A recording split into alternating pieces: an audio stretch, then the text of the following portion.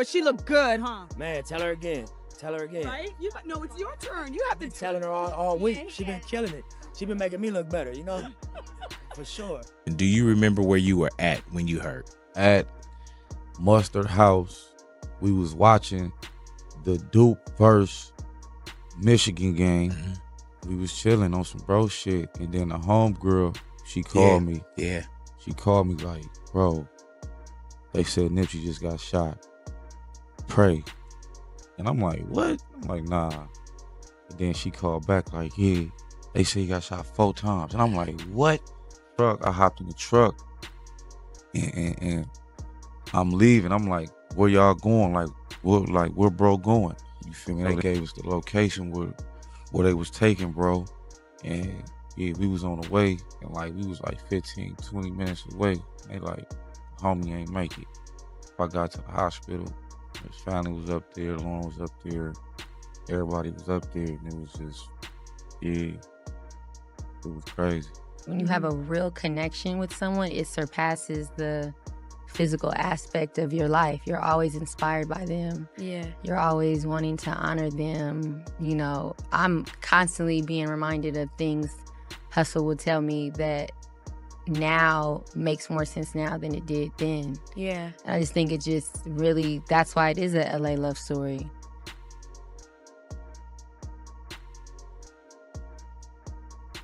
To be you. This the G'est shit he ever did. They was doing Straight Outta Compton movie, right? So Dr. Dre, Ice Cube, all them niggas calling me. Man, we trying to get Nip to play you in Straight Outta Compton. He ain't getting back to us. All right, let me holler at the little homie. Boom, I hit him up, Nip. Let me holler at you, pull up on me. He come over to the spot. God, they want you to play me in the Straight Outta Compton movie. I'm happy as a motherfucker to tell him. He like, no disrespect, big homie, but I can't play you in the movie because then people gonna just know me for being you. I gotta be me. And that's with all due respect. I was like, damn, that was gangster as a motherfucker. I called him nigga, I said, cuz, y'all gotta go find somebody else. Good.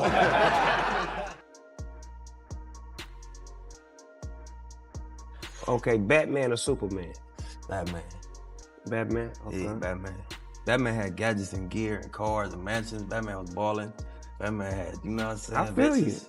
But the Batman. new Superman supposed to be a cold motherfucker. Nah, man. Superman can fly. So Yeah, that's yeah. automatic. He was popping. And Batman his was weakness ballin'. was kryptonite. See, I can't. How we gonna with Superman? You right, cuz. What that sound like? You right, cuz. We can't we fuck gonna- with Superman. We ain't Superman. fucking with you, Superman. The streets of Los Angeles can switch from celebration to chaos in a heartbeat.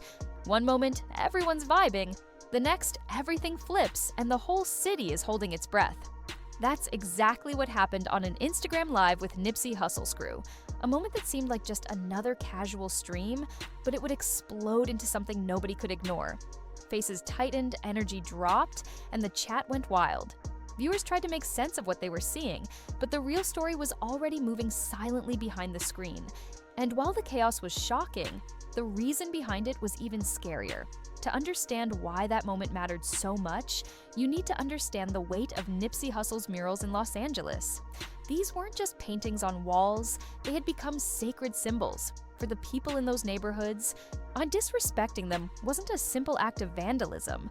It was a direct challenge to everything Nipsey represented: his legacy, his hustle, and the hope he brought to young people in communities that had been left behind for generations. In May of 2021, a rapper named Baby Capone took that risk, defacing one of Nipsey's murals with red paint and mocking words. That single act sent shockwaves through the community. It wasn't just a tag on a wall, it was a spark that would ignite a deadly chain reaction. Enter Indian Red Boy, a 21-year-old from Englewood with deep ties to the Bloods. On July 8, 2021, he was posted up in Hawthorne, just living his day, unaware that this day would change everything. He was on IG Live, talking to Baby Capone, laughing, acting like it was just another day. But then the unthinkable happened. 8 bullets flew through the car windows. Accounts differ on exactly how many. Some say 10, others 16. But what can't be disputed is what the footage showed. Indian Red Boy collapsing, blood leaking, gasping his final words. "Get help, Hawthorne."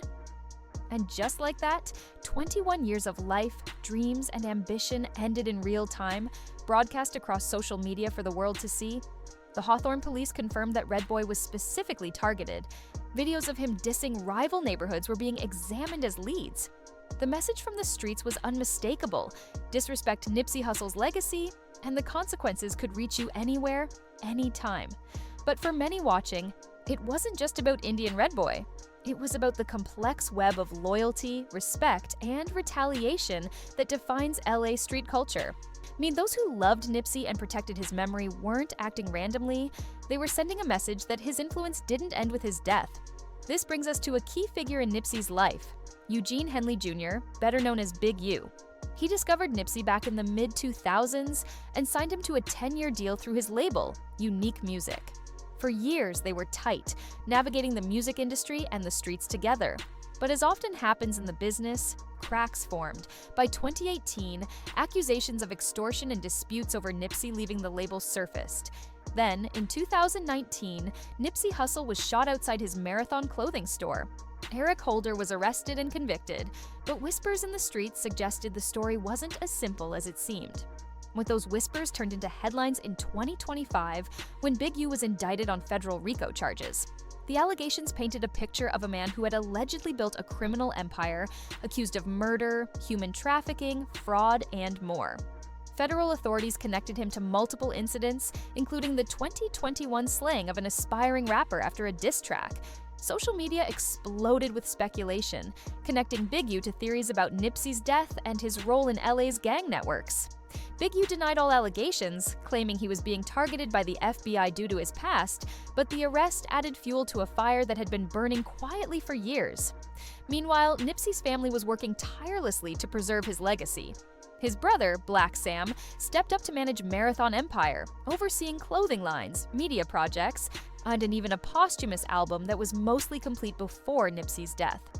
Black Sam's efforts weren't just about business, they were about controlling the narrative, protecting Nipsey's memory, and honoring the man who had built something extraordinary from the streets.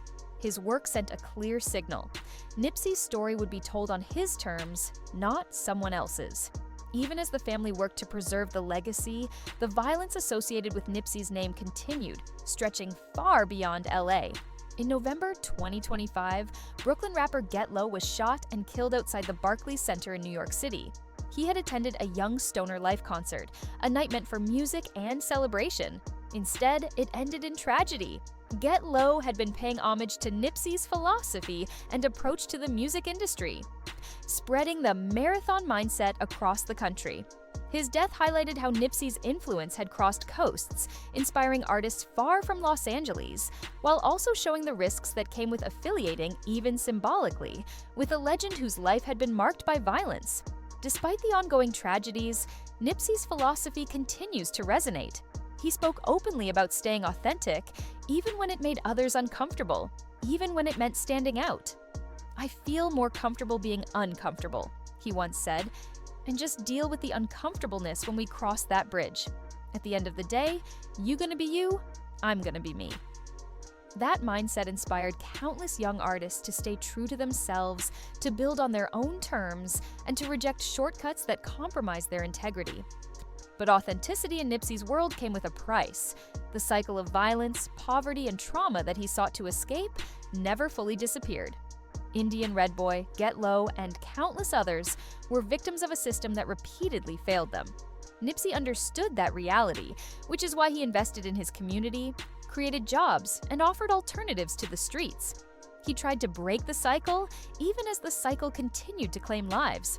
Carrie Lam, who survived being shot next to Nipsey, explained how the system still chased him after he tried to do right, a reminder of the harsh realities facing anyone trying to escape the constraints of their environment. Even with his success, Nipsey couldn't escape the violence around him. He was gunned down in the very neighborhood he had worked to uplift. Well, the question we're left with isn't just about who pulled the trigger, it's about whether society is willing to address the root causes that make these tragedies inevitable. Nipsey's legacy isn't just murals, music, or posthumous releases. It's a call to action, a blueprint for empowering communities and breaking cycles that persist across generations. The upcoming docuseries, Hustle, set to drop in 2026, promises to dive deeper into Nipsey's life, sharing family footage, early studio sessions, and interviews with major artists who knew and respected him. Jay-Z, Kendrick Lamar, and other figures have contributed their perspectives, providing a narrative that captures both triumph and struggle. This project, along with Black Sam's careful management of Nipsey as empire, shows that the story is far from over. Nipsey's influence still shapes artists, inspires new projects, and demands that his message be preserved accurately. Yet, the shadow of violence lingers. Even as his legacy grows through music, clothing, and media, young artists across the country continue to face the same dangers Nipsey knew all too well. Brooklyn's drill scene, LA's gang networks, and systemic issues like poverty and lack of opportunity intersect in ways that repeatedly end lives far too soon. The deaths of Indian Red Boy and Get Low aren't isolated incidents. They're part of a larger pattern, a stark reminder of the real-world consequences of the environments Nipsey sought to change. So, what does Nipsey Hussle's story teach us? It teaches us that success and tragedy can exist side by side, that loyalty and respect carry enormous weight, and that the choices we make resonate far beyond our immediate circles. Nipsey's philosophy of authenticity, independence, and perseverance isn't just about surviving the streets, it's about creating a blueprint for lasting impact, even in the face of relentless adversity.